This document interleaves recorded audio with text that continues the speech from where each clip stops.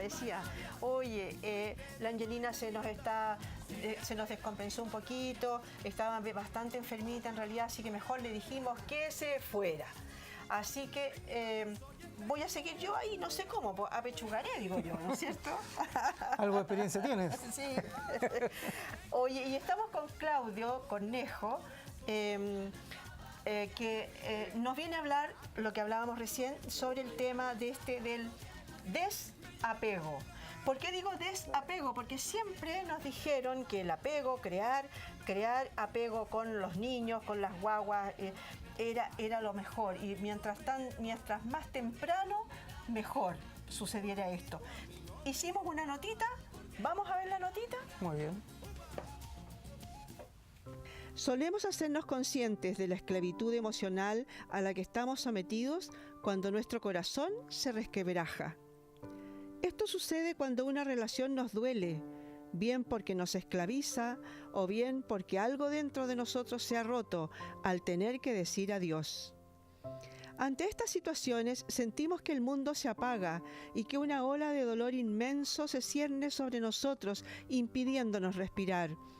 Esto es el ahogo emocional y su ingrediente clave, la dependencia. Pero a veces llega el momento de dejar en libertad lo que atábamos y lo que nos ata y comenzar una nueva vida, porque la esclavitud emocional ahoga. Y es en ese momento en el que no nos vemos capaces de hacer nada sin ir de la mano de esa persona o simplemente de alguien que nos guíe. La mejor manera de ser feliz con alguien es aprendiendo a ser feliz estando solo. ¿Por qué? Porque de esa manera la compañía se convierte en elección y no en una necesidad. Entendemos el amor de forma errónea, porque la clave no es el te necesito en mi vida, sino el te prefiero en mi vida. No atender a los sentimientos y necesidades de posesión nos ayudará a vivir en paz y libertad con nosotros mismos.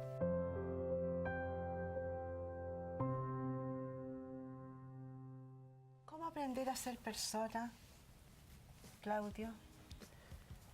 Te necesito o te prefiero, ¿no es cierto?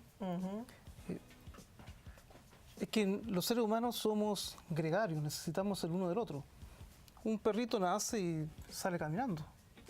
Y lo que necesita algún aprendizaje, obviamente, la madre, pero en el caso nuestro no sabemos hacer nada, nos dejan ahí y nos morimos. Por lo tanto, venimos preparados con muy pocos recursos y necesitamos del otro. Y en esa relación con el otro, con la figura que va a ser importante para nosotros, con la madre en este caso, no es siempre la madre, ¿no es cierto? Es ahí donde aprendemos a vincularnos con el otro. Ahora, obviamente nacemos desde la dependencia. Sin embargo, a los 3 años tenemos nuestra primera independencia. Miren las rabietas. Las rabietas, las pataletas. No, yo no me pongo esto, me voy a la casa, Entonces 3, 4 años. Entonces dicen, el niño está reafirmando su personalidad, está creando su personalidad. Exactamente. Está viendo hasta dónde él puede lograr tener una independencia. Y el punto es cómo ir graduando esa independencia para que él pueda emocionalmente, afectivamente poder funcionar. El punto está que no siempre se da como uno quisiera. Y no siempre lo que hacen los padres es lo más sano, sabiendo que lo que hacen los padres siempre es lo mejor. Pero eso no se logra uno dar cuenta hasta cuando los chiquillos se enfrentan con otros. Cuando él debe juntarse con amigos, cuando no es capaz de discriminar entre él y los otros. Por ejemplo, algunos son amigos de sus amigos para siempre. Y el desapego es tan grande para crear vínculos más estables, porque la gracia es cómo crear vínculos estables. Ahora, ¿qué pasa con, por ejemplo, yo hasta donde más o menos he visto, esta dependencia emocional es más clásica, es más típica de las mujeres? ¿Es verdad eso o no? Se ve más, es más evidente, porque la mujer expresa más. Pero si pensamos los hombres maltratadores o machistas, es la misma situación. ¿Por qué? Porque no soy capaz de funcionar solo, de tener la independencia necesaria o darle la independencia al otro, porque darle la independencia al otro significa que también tengo un grado de autonomía. ¿Eso también tiene que ver algo con la madurez? Bueno, ¿O es no? que una parte del cerebro que se llama el sistema límbico están todas las emociones. Ujú. Y vamos teniendo experiencias de contacto con el otro desde antes de nacer. Por lo tanto, se va construyendo en nuestro cerebro conexiones referidas al apego o desapego. Ahora, cómo uno al ir creciendo va tomando distancia de los modelos emocionales que tengo. Maslow y la corriente humanista de los años 60 hablan de la autoactualización, es decir, cómo mirar de quién dependo emocionalmente. Porque generalmente, como decías tú, uno puede depender de la pareja, o de una amiga o de un amigo. Sí. Entonces tiendo a absorberlo, a que se transforme en parte de mí. O bien de la familia, los hermanos, o papá o mamá. O si tomo una distancia frente al papá y la mamá porque fueron malos para mí, no sé qué cosa, pero tengo en mi imagen un padre ideal. Mi padre real no sirve para nada, pero este padre ideal que tengo en mi mente, este sí es bueno. El problema está que este que es bueno aquí me hace distanciarme más del verdadero. Porque el bueno que tengo en mi mente no tiene nada que ver con el real. Con el que estás viendo, claro. Por tanto, empiezo a buscar parejas o amigos que tengan características similares a mi padre ideal. Ya. Y le empiezo a exigir características de las que yo quiero que tenga. Y es ahí donde quedo atrapado en repetir modelos que no van a ser sanos, porque estoy buscando lo que yo necesito y no salir al encuentro del otro para compartir una vida. Correcto, correcto. Ahora, hace unos días, la vez anterior que tú estuviste acá, hablabas de los hombres maltratadores y de las mujeres que soportan esto, ¿no? Hubo alguien aquí, incluso en ese momento, que comentó, dijo, bueno, hay muchas de ellas que como que les gusta el tema. ¿Estamos hablando de lo mismo? ¿Es el mismo caso de ahora? O sea, esta dependencia emocional, yo dependo emocionalmente de mi marido para tomar decisiones pequeñas incluso, ¿no? ¿Es verdad o no? ¿O estoy mezclando dos cosas? Creo que a la base es lo mismo. Ya. Porque obviamente si en esta dependencia emocional no logro desarrollarme para tener autonomía y poder decidir frente a distintas cosas, siempre van a aparecer estas imágenes de adultos que me deben decir lo que debo hacer. Correcto. Y eso entonces significa que la persona emocionalmente no está madura en ese aspecto. Puede que como profesional y en otro aspecto sea muy bueno o muy buena en su desempeño, pero en esos aspectos emocionales en donde la imagen de un adulto pasa a ser tan fuerte, empiezo a tener incluso problemas con los jefes, con amigos que intentan imponer desde mi perspectiva cosas, porque estoy en una etapa adolescente de rebeldía contra los padres. Correcto, ya. Porque lo maduro o a lo que deberíamos llegar es poder discernir entre si el otro es posesivo, ¿por qué tengo yo que aceptar? ¿O por qué no lo ayudo a aclararse que conmigo no puede ser posesivo porque no funciona bajo ese esquema? Ahora, también existe mucho aquello de las mujeres geisha, ¿no? Las mujeres que hacen todo por complacer a su marido. Esas personas también están en un cierto nivel de dependencia, no solamente económica, sino que además de dependencia emocional, ¿verdad? Exactamente. Porque sigo repitiendo patrones inconscientes, porque si uno dice, ya, voy a hacer una geisha para mi esposo, porque quiero, porque él también es un geisho para mí, ¿no es Claro, cierto? claro, puede Es ser, decir, sí. entonces esto se lleva muy bien, muy entretenido, porque lo pasamos, nos colaboramos, es muy sano. Pero cuando no existe esa reciprocidad, no porque debiera haberla, no por esperar recibir algo, sino porque debo hacerlo, porque no tengo razones, sino que solo el amor, pero ese amor que está desconectado de toda realidad. Cuando está desconectado de toda realidad, vienen los quiebres y el sufrimiento, como decía la nota, ¿no es cierto? Ahora, sí es cierto que frente a lo que perdemos vamos a sufrir siempre. Siempre vamos a sufrir, se nos pierde plata y sufrimos. Claro. ¿Te das cuenta? Claro. Y no teníamos ningún afecto por la plata, salvo que tenía que pagar cuentas. Claro. Se quema la casa, sufro. Se muere una mascota, sufro. O sea, eso es lo normal.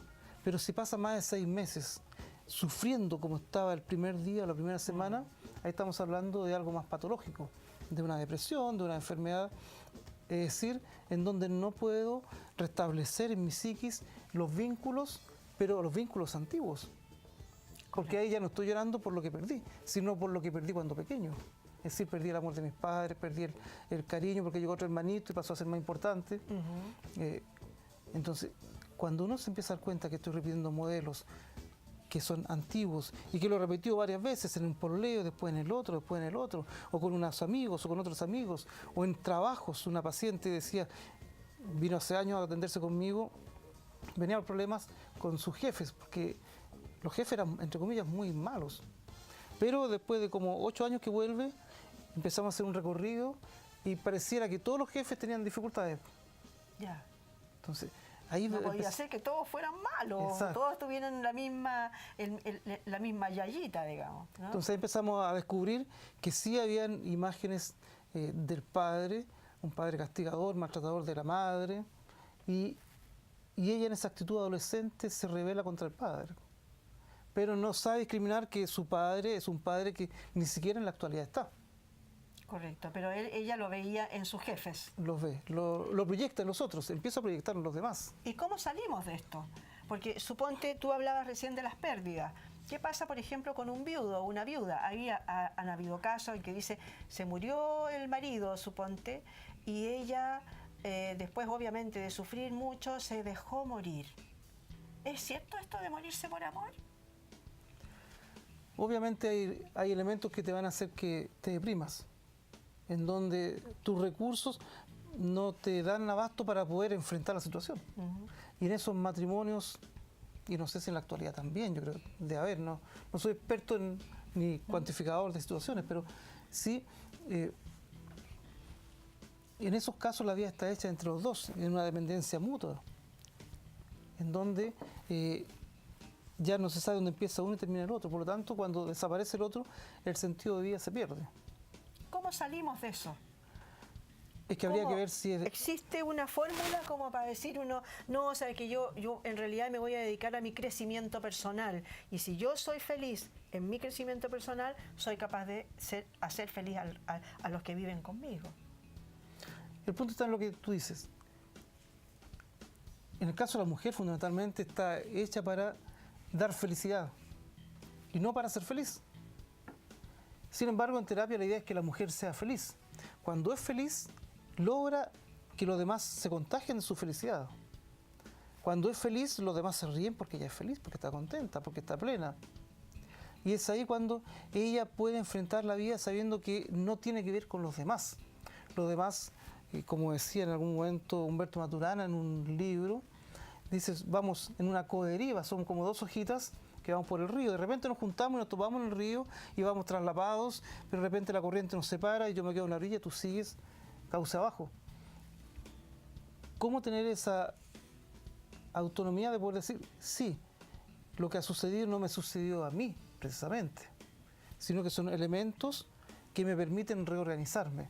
Ahí hablamos de crisis, pero la crisis es un modelo que funcionaba hasta un punto y ya no funciona más, o empieza a funcionar con dificultades. Pero eso es una invitación a poder replantearme que ahora debo caminar de otra manera, debo subir el cerro de otra manera, porque el cerro está, me quedo abajo para siempre, o aprendo a subirlo de una manera distinta. Pero hay gente que nunca aprendió a subir el cerro, siempre esperó que lo llevaran de la mano. Esa persona tiene un mal pronóstico, digamos, o sea, no va a poder nunca salir. ¿Hay algún tipo de terapia? ¿Hay coach que se dediquen a hacer este tipo de...? Bueno, la terapia lo que hace, la terapia psicológica lo que hace es ayudar a que la persona vaya descubriendo cuáles son sus ataduras, que vaya descubriendo esos modelos, esas imágenes que llegan, recuerdos que son dolorosos en muchos casos, y cuando empieza a asumirlos, a mirarlos, porque el común de la gente es tender a olvidar. Me pasó algo terrible, trato de olvidar. Y después queda en el recuerdo, vago por ahí, pero si aparece me asusta. Y generalmente estos recuerdos aparecen sin que yo quiera. Por lo tanto me van haciendo más temeroso. Porque si aparecen me desestabiliza. La idea en terapia es que yo hacer que aparezcan. Entonces llamamos al recuerdo doloroso. Y de tanto que aparece y empiezo a analizarlo, ya no me asusta. Y puedo enfrentarlo y decir, ya, esa imagen no me complica, por lo tanto puedo que sea parte mía y desde aquí yo puedo mirar otra cosa. Porque ya antes no podía mirar nada más, porque si miraba otra mujer, si soy viudo, aparecía la imagen. pero no la imagen de mi antigua mujer, sino las dependencias más infantiles. Cuando ya miro las dependencias infantiles y ya no me provocan nada, puedo mirar el mundo con tranquilidad. Oye, respecto de eso que tú más o menos topaste, infantiles, yo diría ya más que infantiles, estos casos de los niños Peter Pan, los que tienen no sé cómo llamarlo, es un complejo, no sé, aquellos que no quieren crecer, que no quieren madurar, que quieren seguir viviendo toda la vida en un mundo irreal, y que por lo tanto no se quieren ir. Hoy día el síndrome le llaman, ¿no? El síndrome de los niños Peter Pan, que no se quieren ir de las casas, que no, y hay muchísimos, ¿no? Varones, muchos varones, ahí quizás hay más varones que niñas.